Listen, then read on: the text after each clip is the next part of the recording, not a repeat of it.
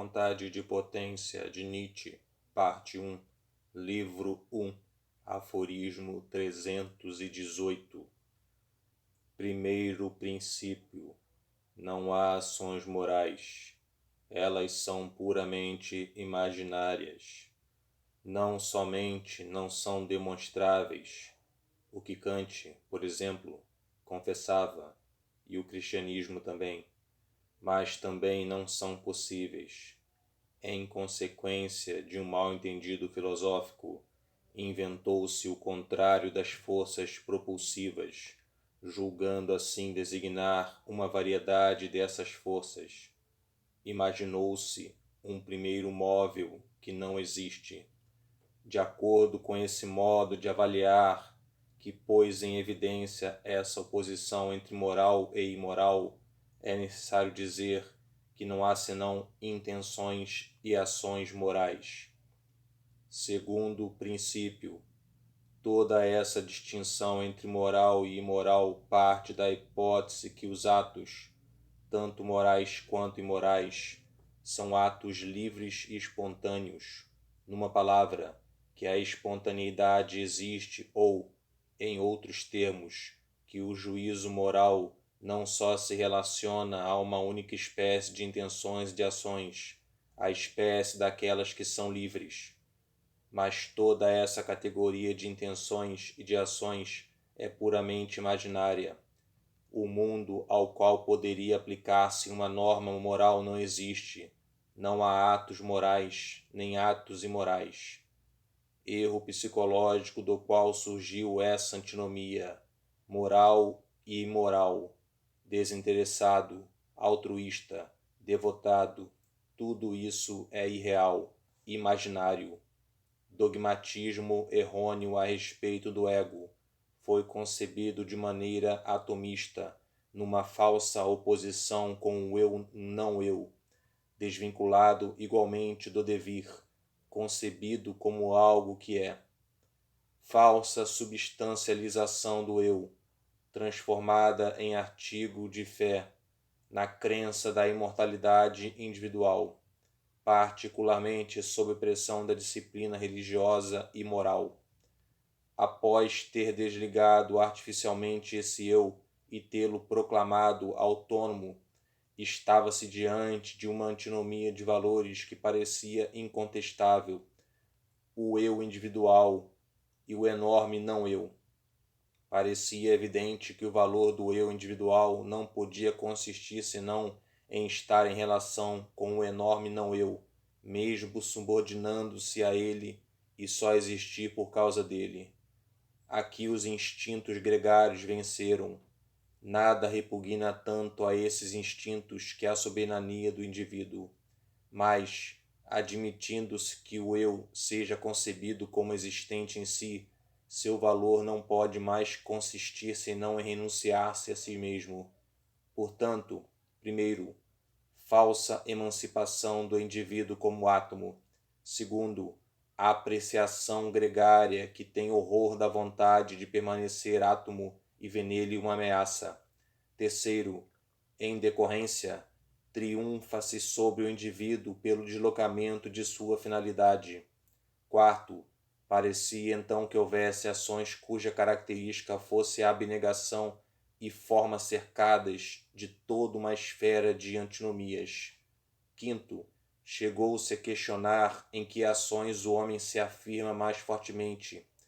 Foi acrescido a essas ações sexualidade, avidez, tirania, crueldade, etc., a ignomínia, o ódio, o desprezo.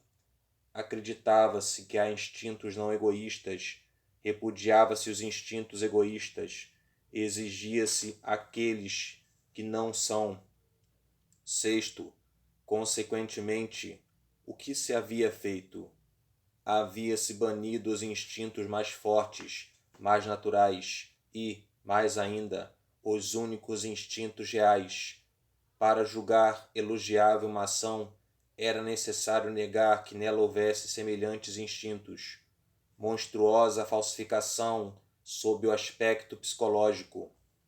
Toda espécie de satisfação de si não era mais possível, a não ser sob a condição de ser falsamente interpretada e arranjada sub specie boni, sob a aparência do bem. Ao contrário, a classe daqueles que tinham interesse em privar o homem de sua satisfação de si, os representantes do instinto gregário, por exemplo, os sacerdotes e os filósofos, se armou de fineza e de sutileza psicológica para demonstrar que o egoísmo reinava em toda parte. Conclusão cristã: tudo é pecado, até nossas virtudes, toda abjeção do homem. O ato desinteressado é impossível. Pecado original. Em resumo, depois que o homem opôs a seu instinto o mundo do bem, totalmente imaginário, acabou no desprezo de si, julgando-se incapaz de aos bons. Observação: o cristianismo denota com isso um progresso em perspicácia psicológica. La Rochefoucauld e Pascal. O cristianismo compreendeu a identidade essencial das ações humanas e sua equivalência fundamental, todas imorais. Decidiu-se então seriamente a formar homens em quem o egoísmo tivesse sido morto, os sacerdotes, os santos. E se acaso se duvidava da possibilidade de se tornar perfeito, não se duvidava em saber o que é perfeito. A psicologia do santo, do sacerdote, do homem bom, devia naturalmente ser apenas uma fantasmagoria pura. Havia-se declarado maus os motivos reais dos atos. Era necessário, então, para poder agir ainda, para poder ordenar atos que não são possíveis e torná-los de algum modo sagrados. Com essa mesma falsidade que havia servido para caluniar, passou-se logo a venerar e idealizar. A cólera contra os instintos da vida foi declarada santa e venerável. A castidade absoluta, a obediência absoluta, a pobreza ideal sacerdotal, a esmola, a compaixão, o sacrifício, a negação do belo, da razão, da sensualidade, uma forma amorosa de encarar todas as qualidades fortes que se possui, ideal leigo. Chegou-se a mais. Os instintos caluniados procuram reivindicar seu direito. Por exemplo, a reforma de Lutero, a forma mais grosseira da falsidade moral sob o manto da liberdade evangélica. São rebatizados com nomes sagrados.